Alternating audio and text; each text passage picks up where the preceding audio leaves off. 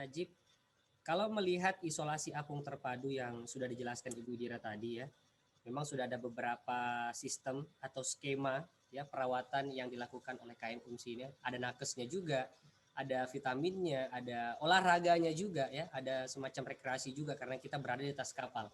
Nah, kalau dari pendapat Prof. Najib sendiri melihat isolasi apung terpadu, kira-kira sudah efektifkah? Seperti apa Prof. Najib?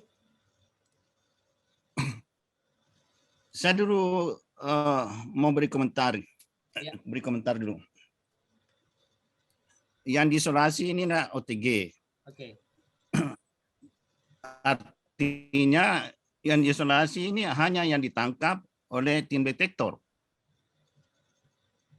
Karena bagaimana caranya OTG mau minta diri untuk diisolasi? Mereka kalau memang di swab. Orang OTG tidak akan mau di swab. Ini kalau bukan di swab secara aktif. Ada satgas yang nanti yang akan diturunkan. Atau mungkin kalau secara mandiri juga bisa masyarakat yang melapor gitu ya Bu Indira ya? Oh, tidak ada masyarakat yang melapor kalau dia tanpa gejala. Yang melapor itu yang ada gejalanya baru dari swab, atau bahkan mungkin dengan gejala berat baru dari swab. Jadi berarti yang karena UMSI ini hanya mengisolasi OTG, berarti OTG yang ditangkap secara aktif, yang didetek secara aktif. Sekarang bagaimana OTG yang tidak tertangkap? Tidak melakukan swab, dia pasti tidak akan melakukan swab dan tidak akan mungkin diisolasi. Dan mereka ini yang menjadi sebenarnya sumber penularan yang terbesar. Ingat, 80% penularan terjadi berasal dari OTG karena dia tidak terisolasi dan tetap mempunyai potensi dan dia bebas berkeliaran. Oleh karena itu pertanyaan berikutnya, berapa banyak OTG yang bisa ditampung oleh UMSI ini? Saya mendengar laporan dari salah satu teman profesor mengatakan bahwa sekarang itu swab positif itu di Makassar itu sudah mencapai 2.000. Sekarang apa artinya 95 dari 2.000 yang harus diisolasi di Makassar ditambah tempat-tempat yang lain yang umpamanya di 80 di isolasi lainnya. Ya, jangan lagi hitung yang di rumah sakit, kan di rumah sakit itu bukan orang OTG. Baik, mungkin Ibu Indira bisa jelaskan di KM UMSI ini bisa memuat berapa orang pasien dan memang sudah terintegrasikah ruangan-ruangan tersebut? Iya, jadi untuk kapal UMSI ini bisa menampung 805 orang. Tetapi untuk tahap awal akan dibatasi sampai 500 orang saja. Nah, untuk sekarang pasien yang sudah naik ke kapal untuk isolasi mandiri itu kurang lebih 65 orang.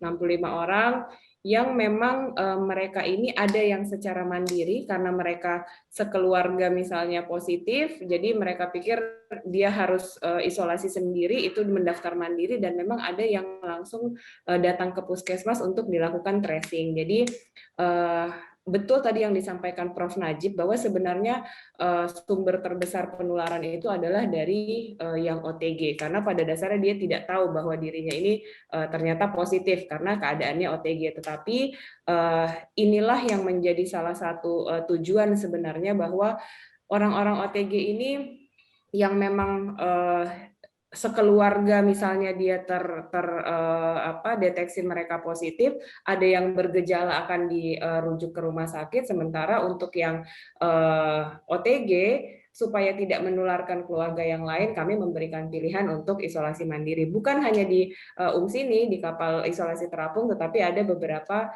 tempat isolasi mandiri juga yang sudah disediakan baik dari pemerintah provinsi juga gitu. Jadi mereka bukan yang ditangkap oleh tim COVID Hunter, tetapi mereka yang betul-betul secara mandiri melaporkan dirinya bahwa saya OTG dari hasil PCR yang memang saya mau diisolasi mandiri di kapal atau mungkin di tempat isolasi mandiri yang lain. Baik, intinya memang kesadaran yang dimiliki masyarakat juga penting. Ya, that's the point, Pak. That's the point. Ya. Sekarang masalahnya justru terletak di situ, dan itu sebenarnya yang menjadi tantangannya. Ya, betul. Dan UMSI ini bukan jawabannya. Oke. Persoalan kita adalah bagaimana. Jangan kita mengatakan kita sediakan fasilitas secara bebas. Oke. ini harus ada force. Ya. Tapi bagaimana caranya kita memforce masyarakat? Masalahnya terletak pada OTG yang berkeliaran, Bu. Ya. Bukan OTG yang sudah melakukan swab sendiri. Sementara OTG ini tidak swab. Di sini sebenarnya tantangan kalau kita punya tujuan bersama yang sama adalah untuk memutus rantai penularan. Oke. Baik, terima kasih Prof. Najib. Mungkin ini tantangan. Ini oleh karena itu saya mau mengatakan, ini bukan jawaban terhadap tindakan isolasi, mengisolasi ini OTG. Dengan menghadirkan KM UNSI ini sebagai isolasi apung terpadu, kita juga tetap men-screening, tetap ada jalan karena program Makassar Recover ini setahu saya ya, ada COVID Hunter, Satgas Detektor ini tetap jalan juga ini kan Bu Idira ya. Masih tetap jalan untuk mencari dan terus mendeteksi masyarakat yang memang terpapar COVID atau baik itu OTG maupun tidak. Saya ke Pak Abdul Wahab Tahir. Pak Wahab, melihat perkembangan dan sejauh ini respon masyarakat terkait dengan isolasi apung terpadu untuk mensukseskan program pemerintah kota ini, adakah yang ingin Anda sampaikan, Pak Wahab? Saya hanya mengimbau kepada masyarakat Kota Makassar yang merasa diri berpotensi suspek untuk segera mendaftarkan dirinya untuk dilakukan isolasi, baik isolasi apung yang disiapkan oleh pemerintah Kota Makassar, baik yang di Bapelkes maupun yang di asrama haji. Ini dalam rangka memutus rantai penyebaran coronavirus. Kalau kita tidak secara bersama-sama memerangi coronavirus ini akan sangat sulit kita keluar dari tekanan pandemik di Kota Makassar. Bahwa apa yang dilakukan oleh pemerintah kota itu hanya salah satu upaya dari sekian upaya yang kita akan lakukan. Kalaupun kemudian harus ada penyempurnaan, saya pikir ya kita siap aja melakukan penyempurnaan, perbaikan dalam rangka sekali lagi peningkatan mutu kualitas layanan kita. Nah, kalau Pak Prof ini nggak bisa dibantai nih, ini dia kakak saya, dia guru saya ini, jadi epidemiolog.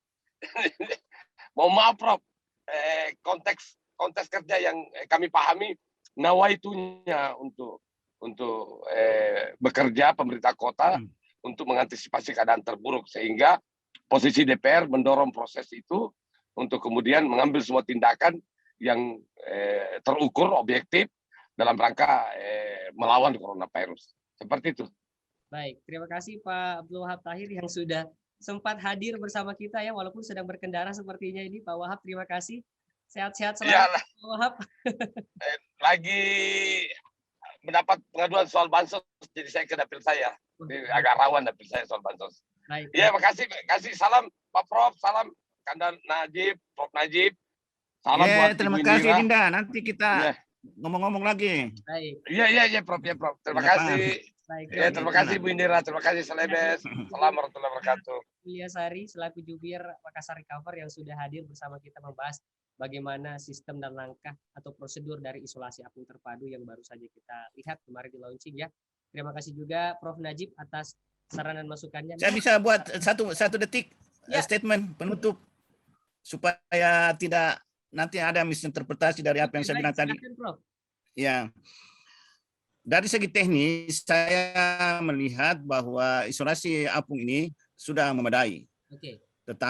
Tetapinya ini maaf ya, tidak cukup dan tidak bisa mengatasi masalah penularan oleh karena keterbatasan orang-orang yang bisa ditampung secara sukarela dan terbatasnya orang di swab. Demikian, terima kasih. Maaf. Baik. Terima kasih banyak Prof. Masukannya kembali saya catat di catatan saya. Baik. Terima kasih Prof Najib atas masukannya. Terima kasih Bu Indra. Sampai ketemu. COVID-19 di Kota Makassar ini bukan hanya sekedar tugas pemerintah saja ya, tapi memang tugas dari masyarakat Kota Makassar juga bagaimana akan sadar kesehatannya. Saya selalu mengucapkan jika kita talk show di akhir, bukan seberapa takut kita terhadap COVID-19, tapi seberapa cintakah kita terhadap kesehatan diri kita, kesehatan orang-orang yang ada di sekitar kita, maupun kesehatan orang-orang yang mencintai kita. Baik, terima kasih. Saya Dian pamit undur diri. Assalamualaikum warahmatullahi wabarakatuh. Terima kasih Bu Idira. Waalaikumsalam. Atas waktunya. Sehat selalu, Prof.